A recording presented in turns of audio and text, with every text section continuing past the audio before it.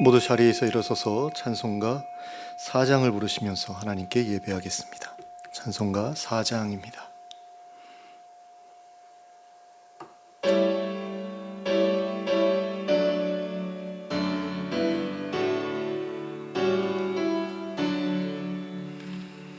성부 성자와 성령 영원히 영광 받으옵소서.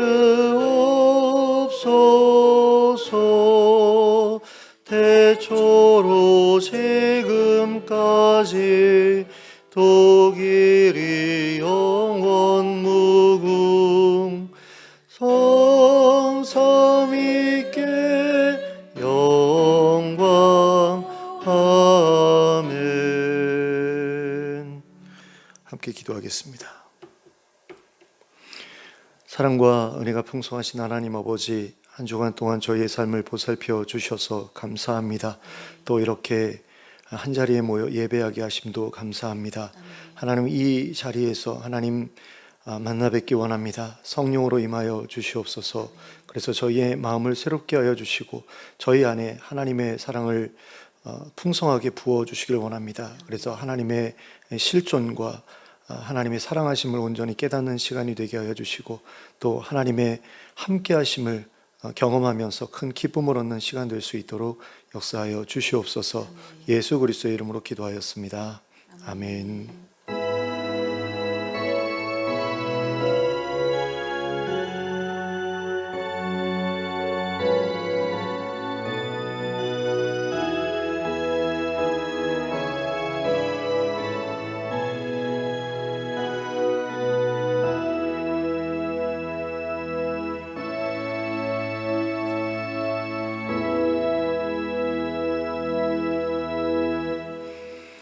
찬송가 22장을 함께 찬송하시겠습니다.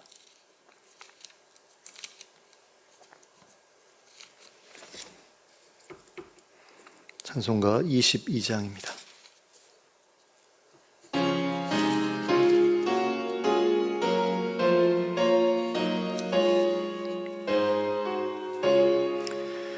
만유의 주 앞에 감사를 드리고 다 경배하면서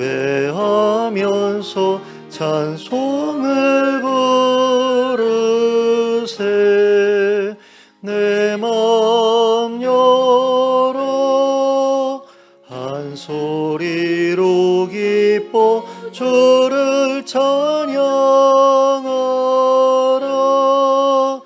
영원한 그 나라 주 다스리시니 생명의 열쇠는 주님의 것이라. 내 맘 열어 한 소리로 기뻐 주를 찬양하라.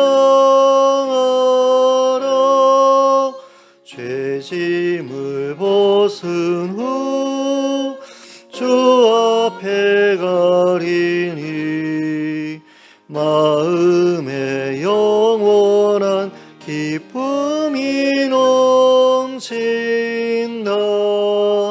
내 맘 열어 한 소리로 기뻐 주를 찬양하라. 참 소망 가지고 그날을 기리며 주 다시 오실 때 기쁘게 맞으리. 내 맘 열어 한 소리로 기뻐 주를 찬양하라.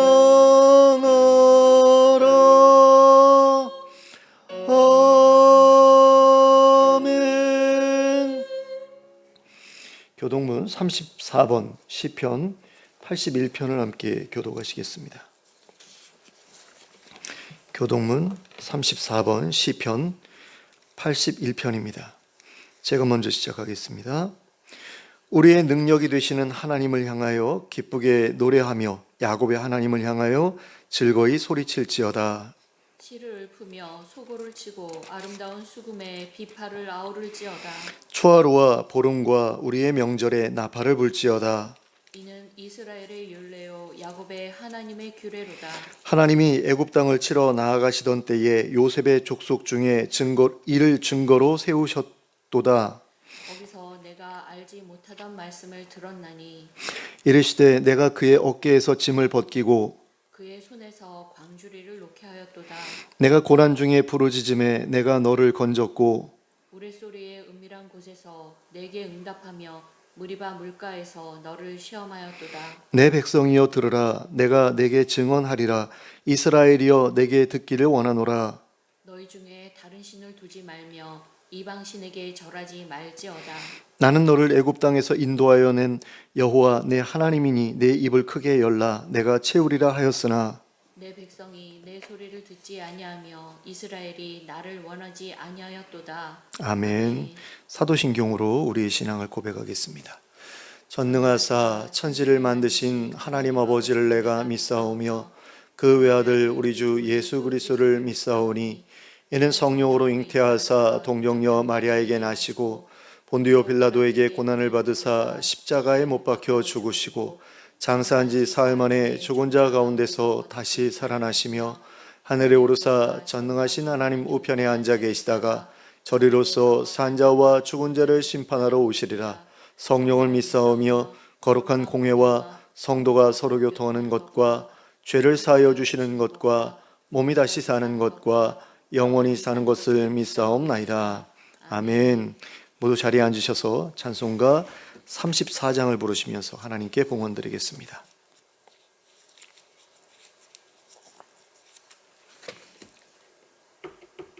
찬송가 34장을 함께 찬송하겠습니다.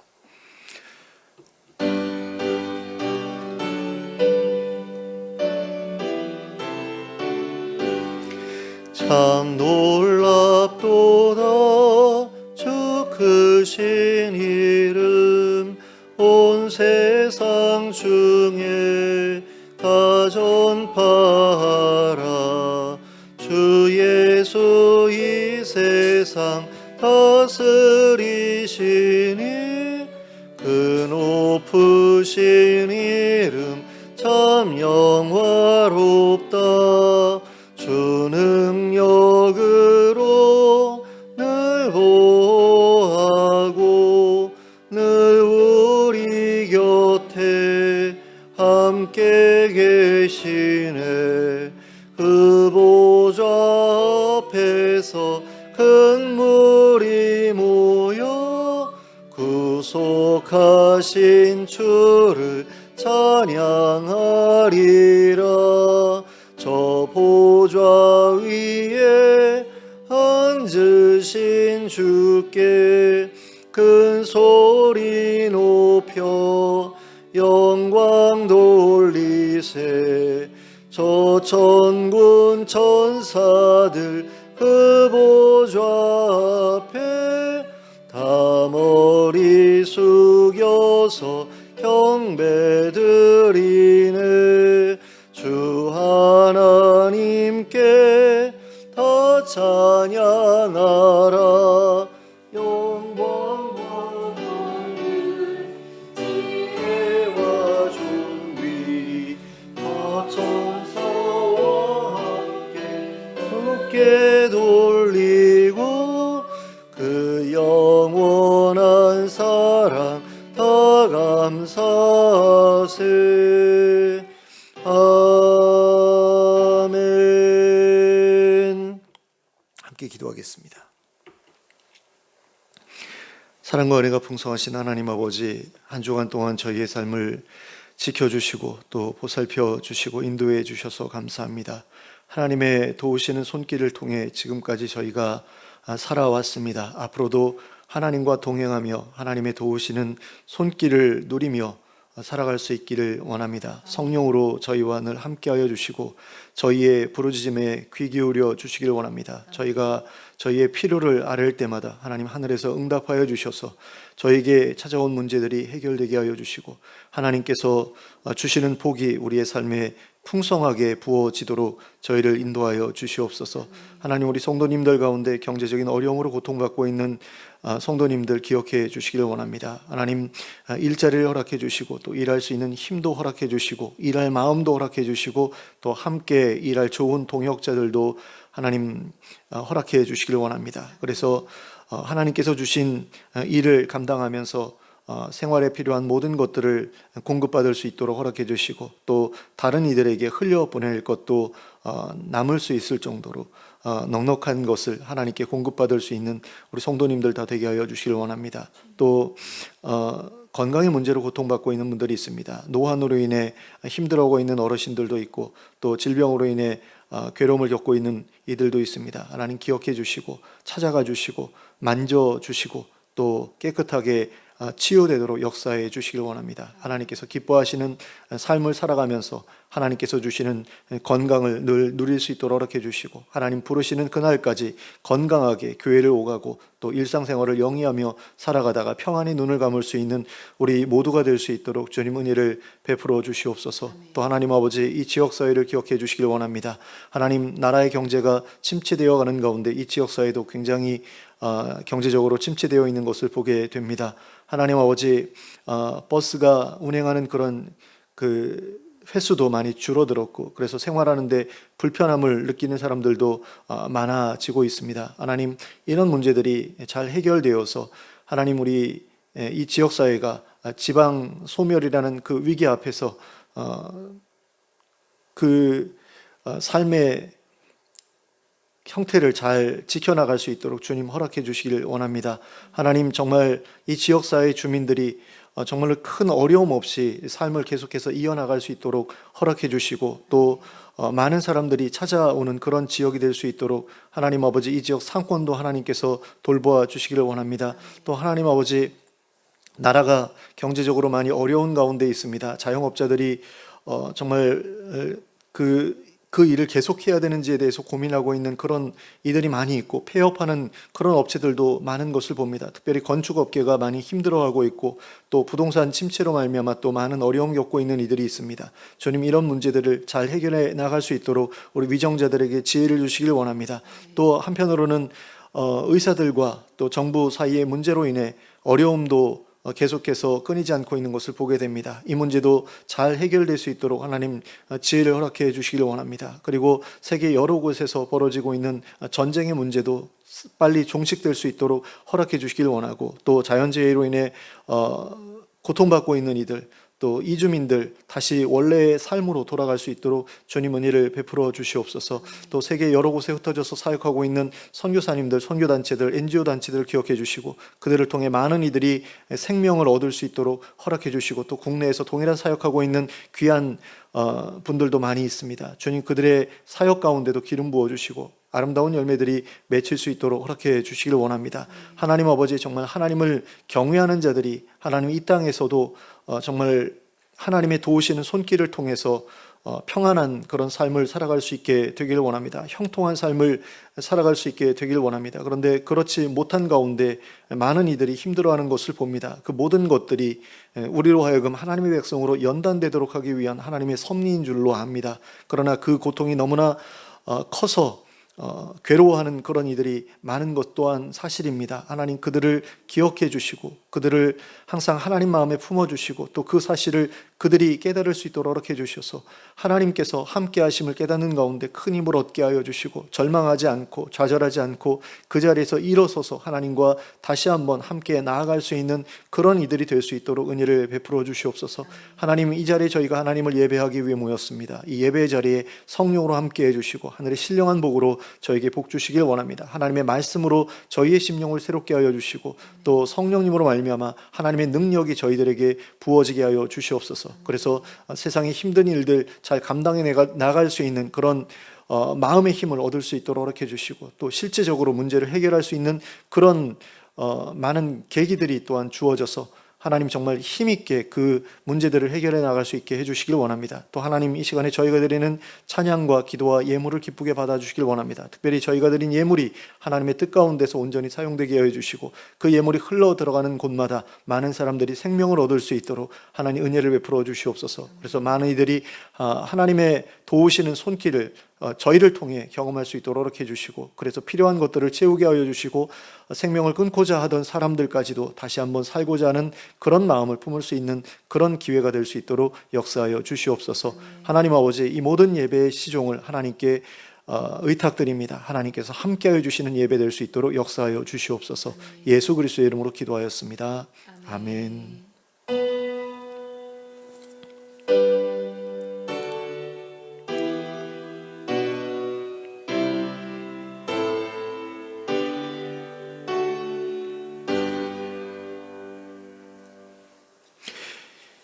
예, 교회 소식은 주보를 참고해 주시면 되겠습니다. 좌우를 둘러보시면서 인사 나누시기 바랍니다. 예, 잘 오셨습니다. 사랑하고 축복합니다. 자, 하나님의 말씀 함께 보시겠습니다. 사무엘상 16장 1절부터 13절까지의 말씀입니다.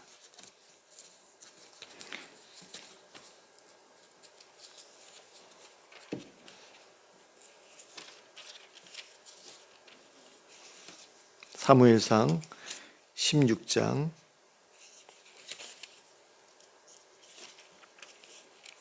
1절부터 13절까지 함께 합독하도록 하겠습니다. 시작. 여호와께서 사무엘에게 이르시되 내가 이미 사울을 버려 이스라엘 왕이 되지 못하게 하였거늘 내가 그를 위하여 언제까지 슬퍼하겠느냐. 너는 뿔에 기름을 채워 가지고 가라. 내가 너를 베들레헴 사람 이새에게로 보내리니 이는 내가 그의 아들 중에서 한 왕을 보았느니라 하시는지라. 사무엘이 이르되 내가 어찌 갈 수 있으리이까. 사울이 들으면 나를 죽이리이다 하니 여호와께서 이르시되 너는 암송아지를 끌고 가서 말하기를 내가 여호와께 제사를 드리러 왔다 하고 이새를 제사에 청하라. 내가 내게 행할 일을 가르치리니 내가 내게 알게 하는 자에게 나를 위하여 기름을 부을지니라. 사무엘이 여호와의 말씀대로 행하여 베들레헴에 이름에 성읍 장로들이 떨며 그를 영접하여 이르되 평강을 위하여 오시나이까. 이르되 평강을 위함이니라. 내가 여호와께 제사하러 왔으니 스스로 성결하게 하고 와서 나와 함께 제사하자 하고 이새와 그의 아들들을 성결하게 하고 제사에 청하니라.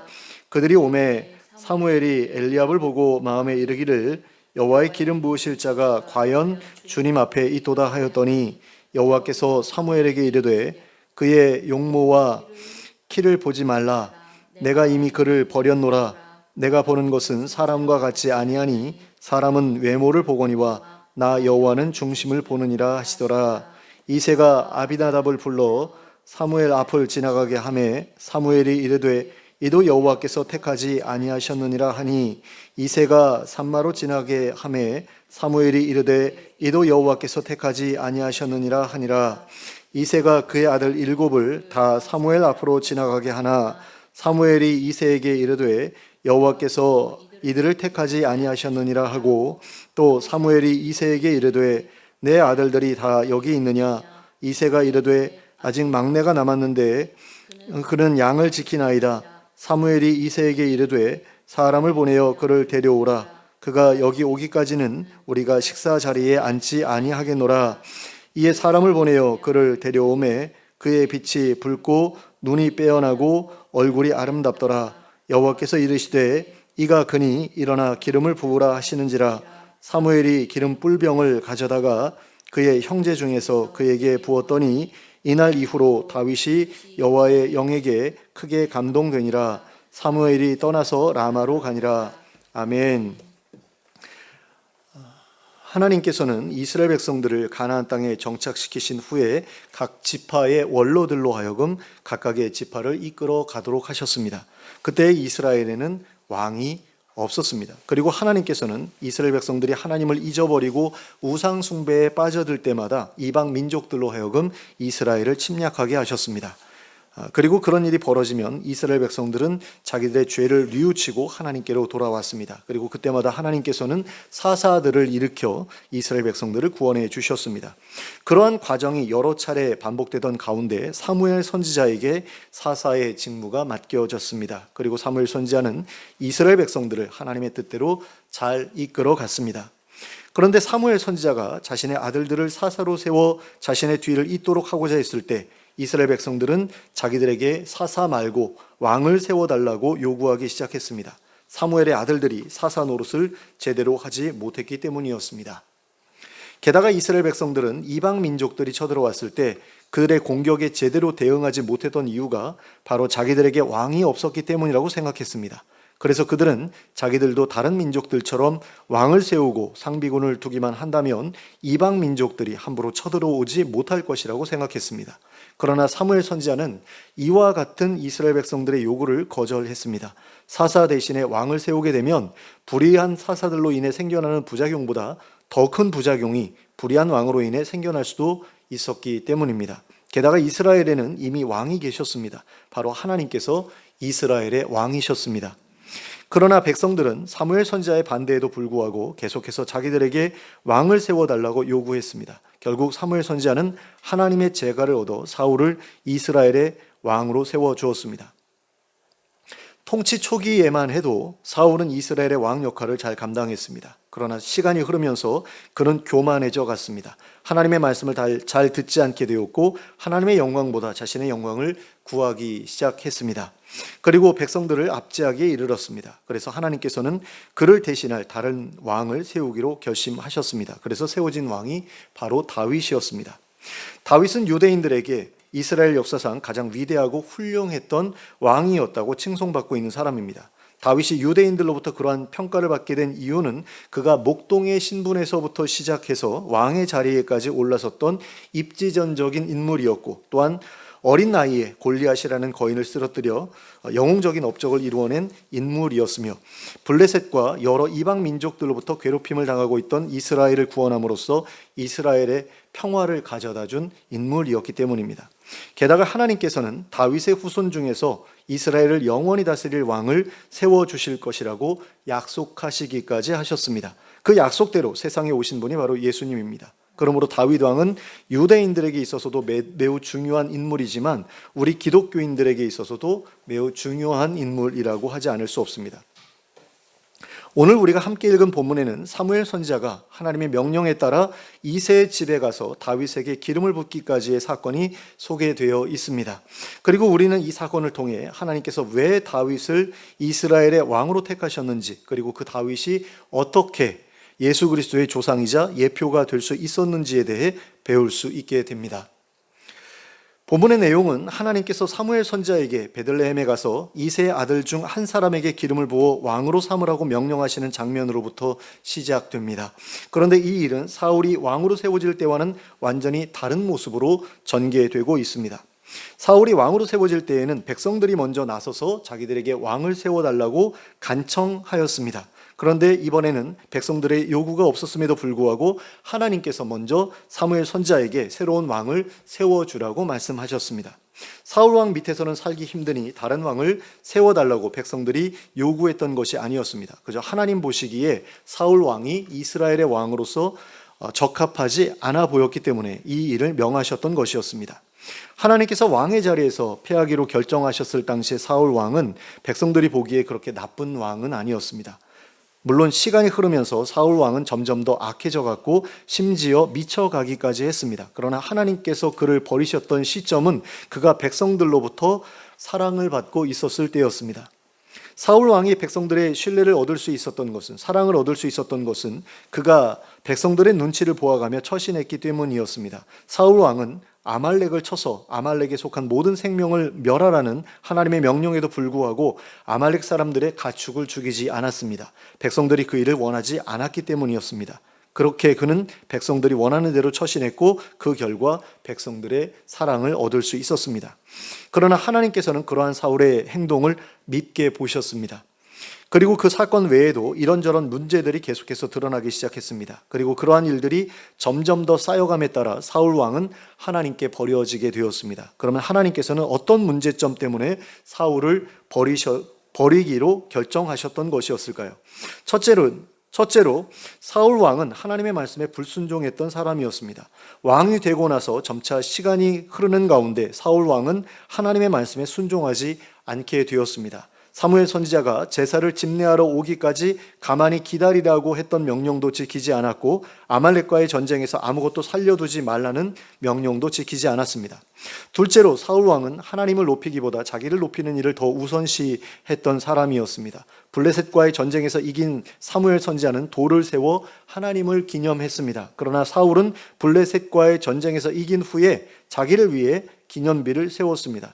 이처럼 사울 왕은 하나님을 높이기보다 자기를 높이는 일에 더 신경을 썼던 사람이었습니다. 셋째로 사울 왕은 자기 백성들의 형편과 처지를 헤아릴 줄 몰랐던, 배려할 줄 몰랐던 사람이었습니다. 그는 블레셋과 싸우는 도중에 자기 백성들의 상황과 관계없이 금식을 명령했습니다. 모든 백성들에게 블레셋에게 원수를 갚기까지 아무것도 먹지 말라고 강요했던 것입니다. 그래서 백성들은 허기진 가운데 블레셋 군사들과 싸워야만 했습니다. 넷째로 사울 왕은 질투심이 많았던 사람이었습니다. 그는 다윗이 골리앗을 이겨 이스라엘의 영웅이 되자 그를 시기해서 죽이려고 했습니다. 심지어는 다윗을 죽음으로 내몰기 위해 자신의 사위로 삼겠다는 조건을 걸어 위험한 전장에 내보내기도 했습니다. 그리고 다윗이 자신의 사위가 된 이후에도 계속해서 그를 죽이려는 시도를 멈추지 않았습니다. 이런 모습들이 바로 하나님께서 사울 왕을 버리시도록 만들었던 이유였습니다.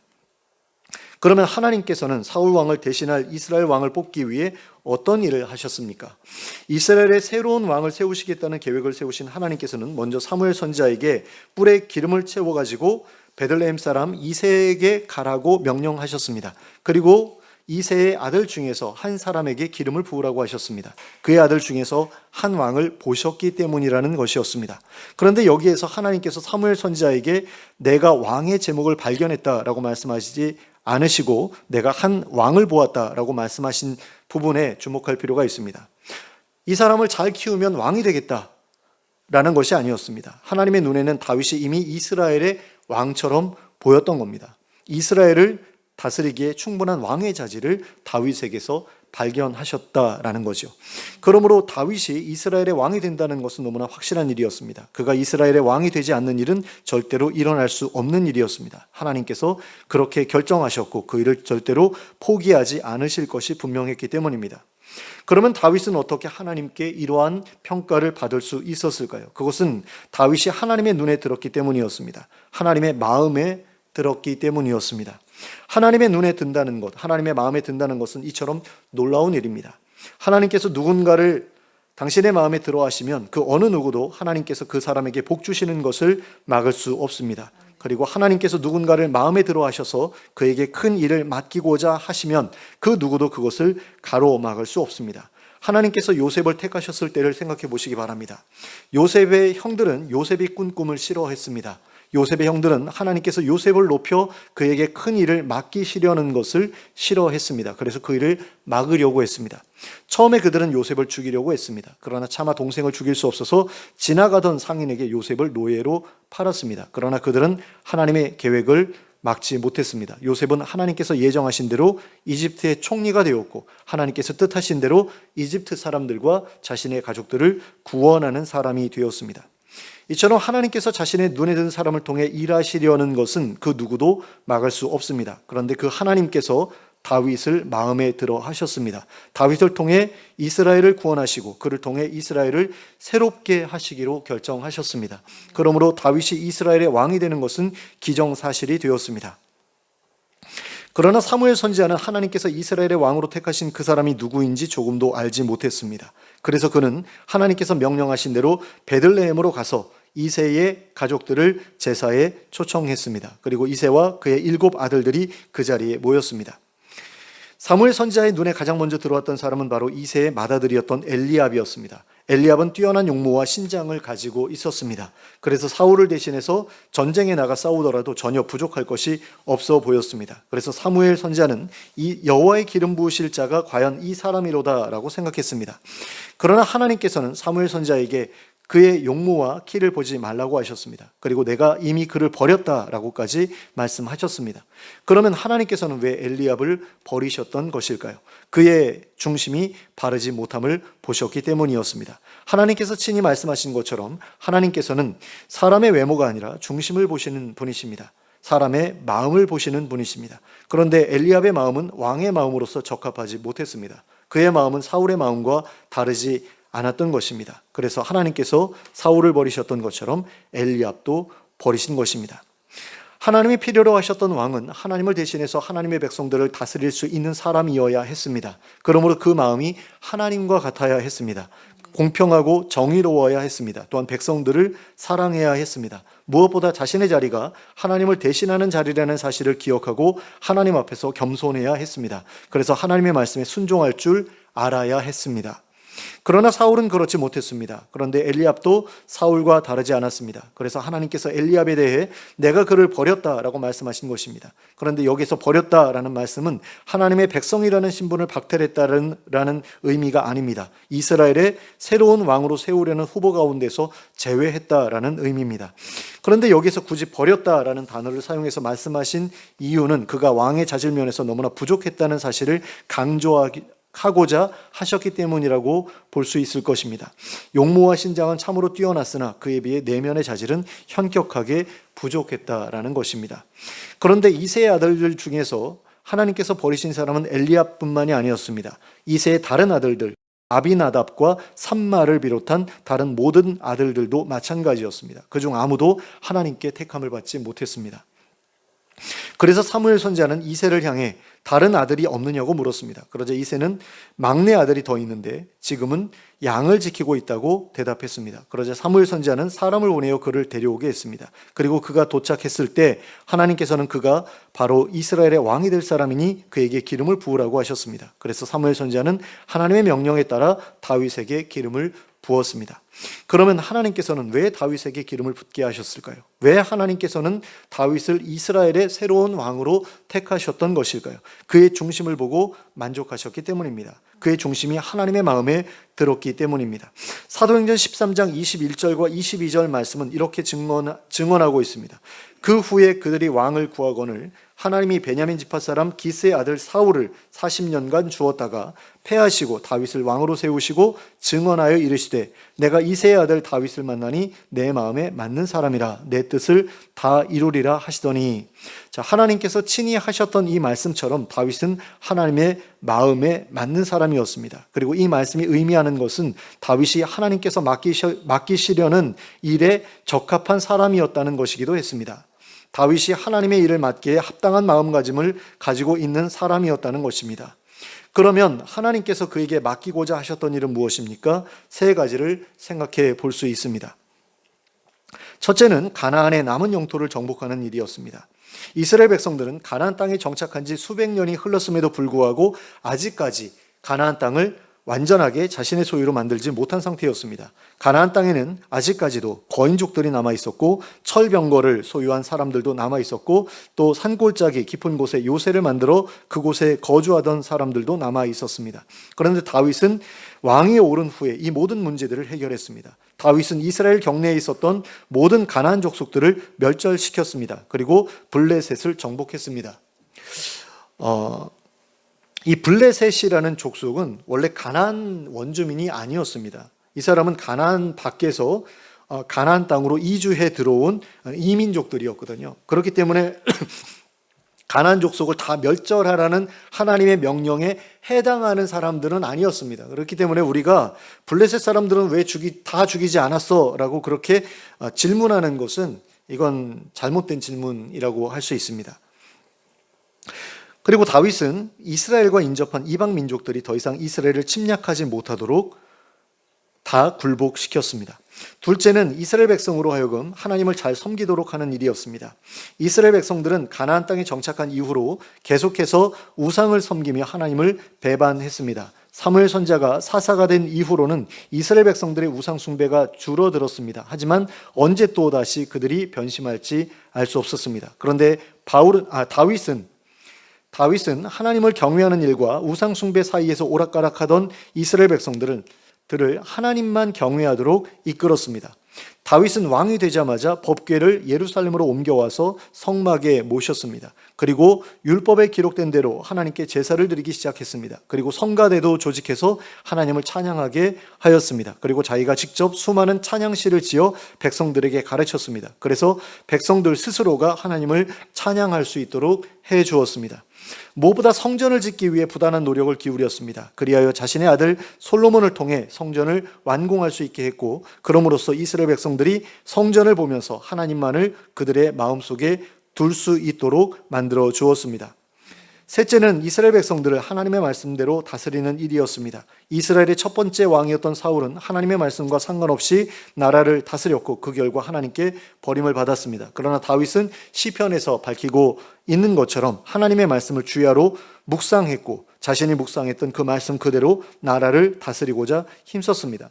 물론 그에게도 흠이 있었습니다. 그는 간음과 살인이라는 끔찍한 범죄를 저지르기도 했습니다. 그러나 그는 나단 선지자를 통해 하나님의 책망을 전해 듣고는 자신의 죄를 회개하고 하나님의 징계를 기꺼이 받아들였습니다.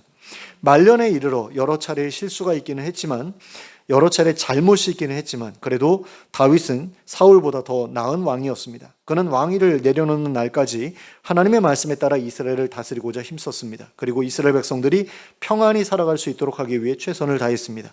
그래서 하나님께서는 나단 선지자를 통해 다윗의 왕조가 영원하도록 해주겠다는 약속을 주셨습니다. 그 약속이 사무엘하 7장 12절부터 16절까지 기록되어 있습니다. 제가 읽어드리겠습니다. 내 수완이 차서 내 조상들과 함께 누울 때에 내가 내 몸에서 날 내 씨를 내 뒤에 세워 그의 나라를 견고하게 하리라. 그는 내 이름을 위하여 집을 건축할 것이요 나는 그의 나라 왕위를 영원히 견고하게 하리라. 나는 그에게 아버지가 되고 그는 내게 아들이 되리니 그가 만일 죄를 범하면 내가 사랑의 매와 인생의 채찍으로 징계하려니와 내가 내 앞에서 물러나게 한 사울에게서 내 은총을 빼앗은 것처럼 그에게서 빼앗지는 아니하리라. 내 집과 내 나라가 내 앞에서 영원히 보존되고 내 왕위가 영원히 견고하리라 하셨다 하라.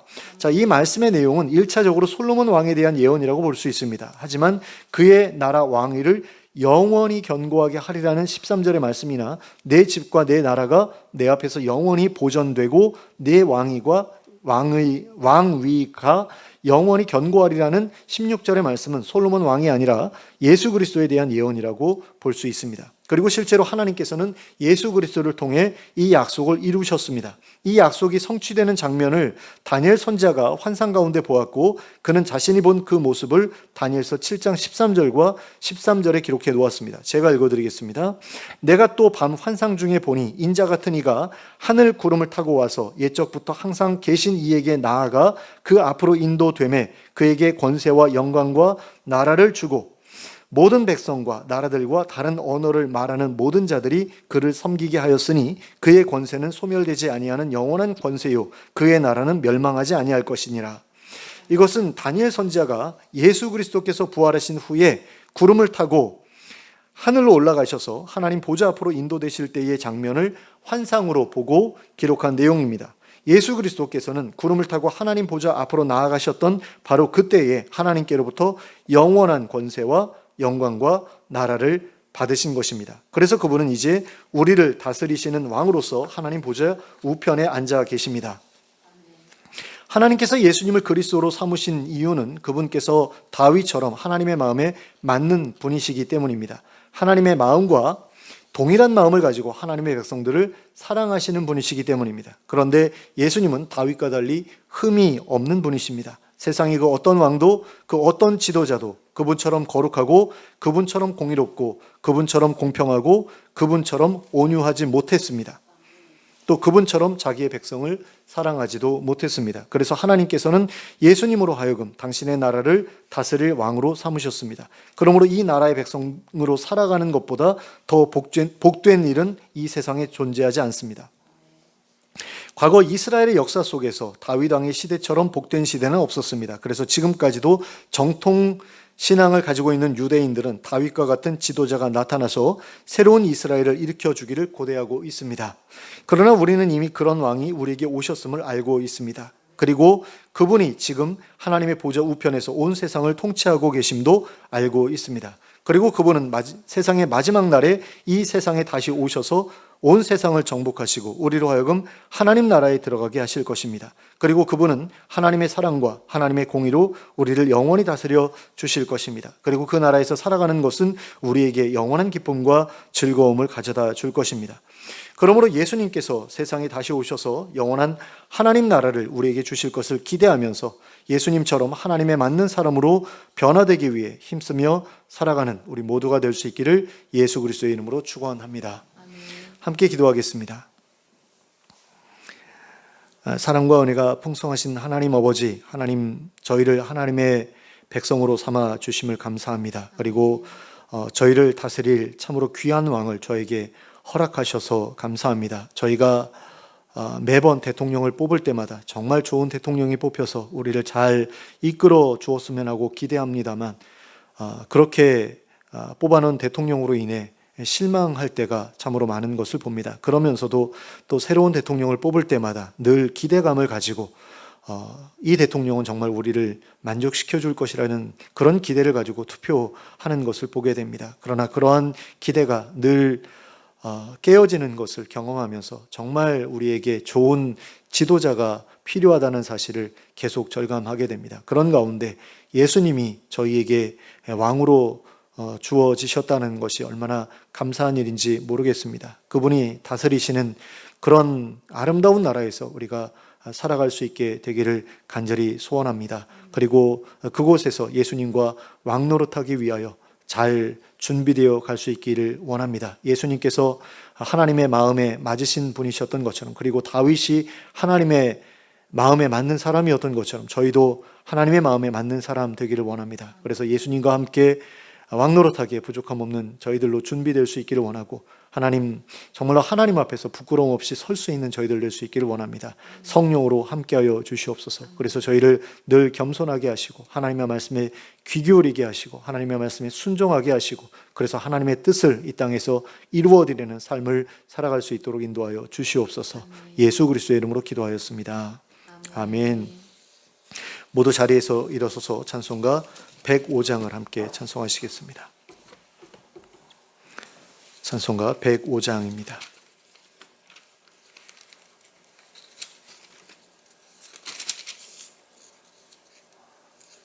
찬송가 105장 함께 찬송하겠습니다.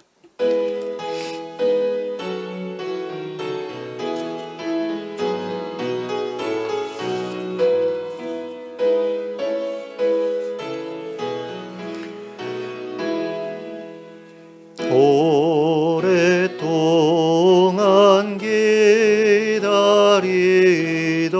주님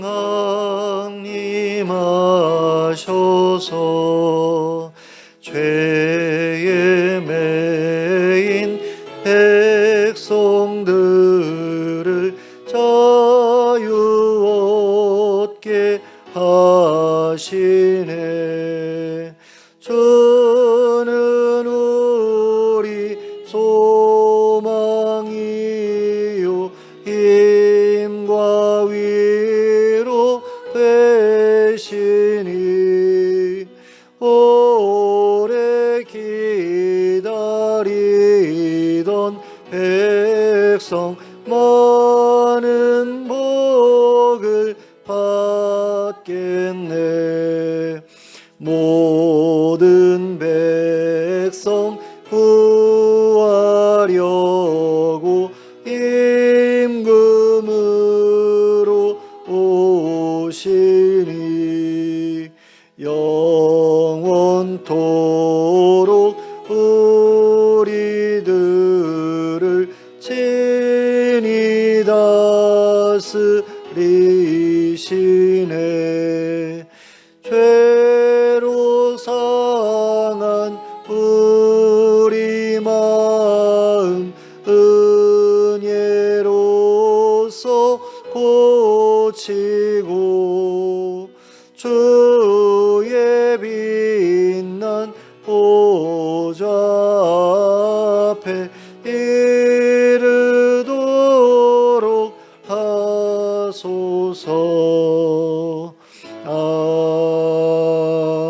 아멘. 함께 기도하겠습니다. 이제는 우리 주 예수 그리스도의 은혜와 하나님 아버지의 극진하신 사랑과 성령님의 감동감화 교통하심이 예수님께서 세상에 다시 오셔서 하나님 나라를 우리에게 주실 날을 기대하면서 예수님처럼 하나님의 마음에 맞는 사람으로 변화되어 가기로 결단하고 돌아가는 주의 백성들 머리 위에 지금부터 영원토록 함께 하실지어다. 아멘.